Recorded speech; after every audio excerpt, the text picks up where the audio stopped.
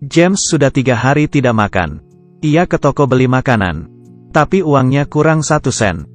Ia lalu menyanyikan sebuah lagu untuk menggenapinya. Tapi, bos restoran marah dan melempar makanan itu ke wastafel. Dan mengusirnya.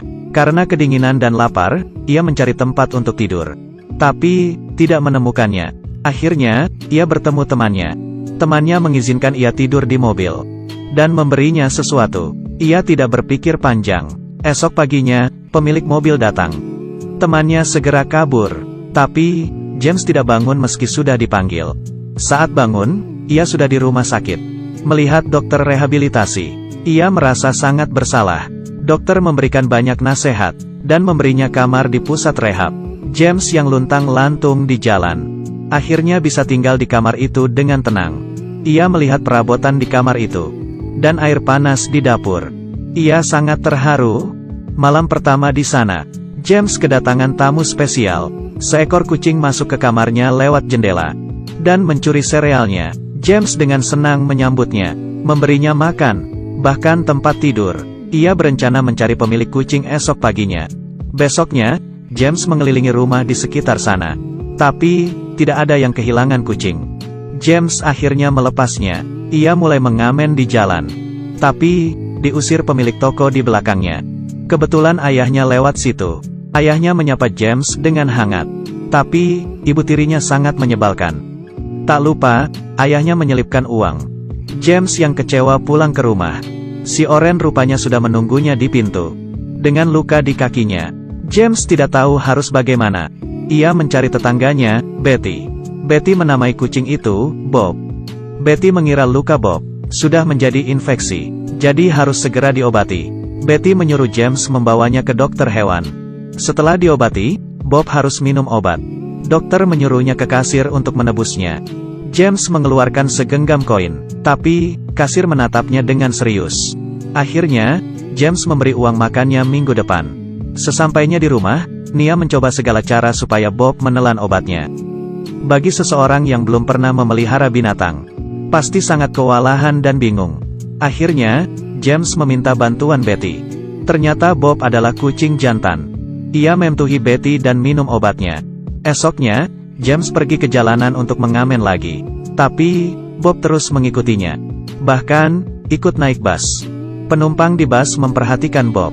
Bob lari ke lantai 2. Dan melompat ke pangkuan James. James dan Bob berjalan beriringan. James mengajari Bob untuk naik ke punggungnya. Bob yang pintar langsung mengerti maksud James. Bob bergelayutan di punggung James dengan santai. Orang-orang mulai memperhatikan mereka. Banyak yang ingin membelai Bob. Keberadaan Bob membuat James mendapat berkali-kali lipat uang dari biasanya.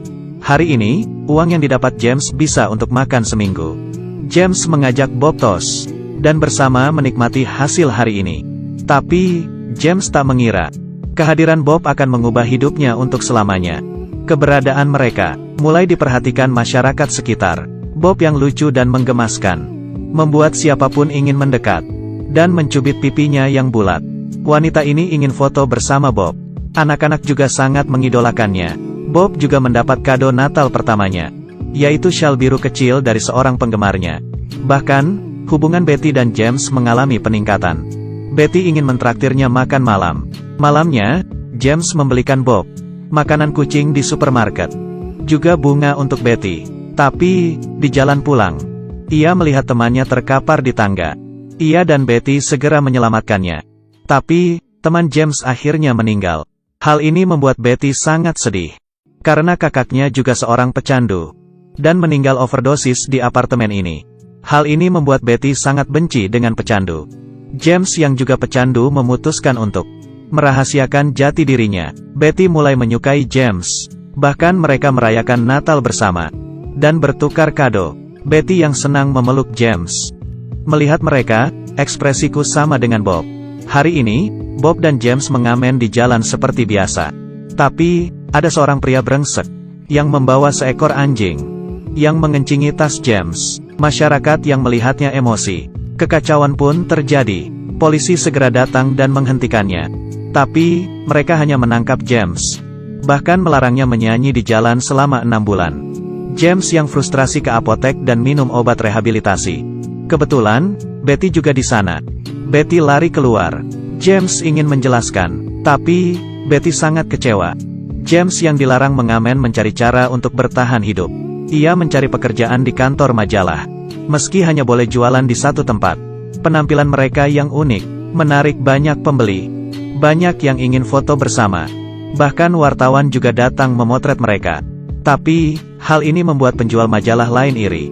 Karena James mematikan rejeki mereka. Rekan kerja James mulai mencari masalah. Hari ini, saat menjual majalah, sepasang suami istri minta foto bersama.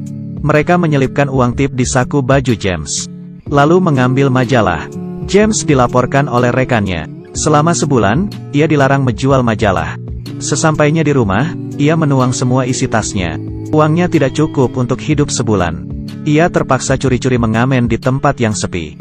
Akhirnya, ia berhasil melewati 1 bulan yang sulit.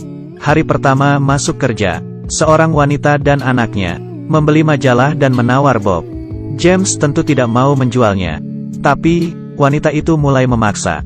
James yang kesal, bertanya, "Harga anakmu berapa? Mungkin kita bisa berdiskusi." Seekor anjing di sana menakuti Bob.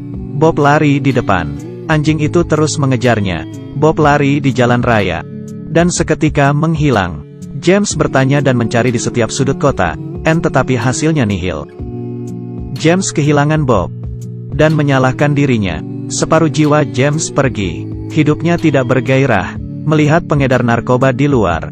Ia tergoda. James keluar dan bertanya pada mereka, "Apa kamu melihat kucingku?" Mungkin Tuhan sedang menguji James. Sesampainya di rumah, ternyata Bob sudah kembali. James memeluk dan menciumnya. Ia takut Bob menghilang lagi. James memutuskan untuk berhenti memakai narkoba. Ia pergi ke rumah Betty dan menceritakan keputusannya. Tapi, James menolak bantuan Betty. Proses putus obat sangatlah menyiksa. James mulai gelisah, stres, dan marah. Ia sakau sampai lemas keringatan.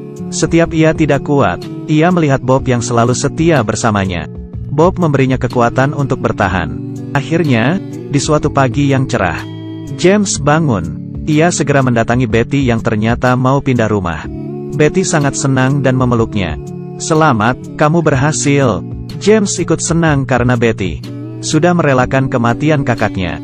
Betty mau pulang ke rumah orang tuanya. Tapi, perpisahan bukanlah akhir. Betty memberi James Dreamcatcher yang melambangkan kerinduan.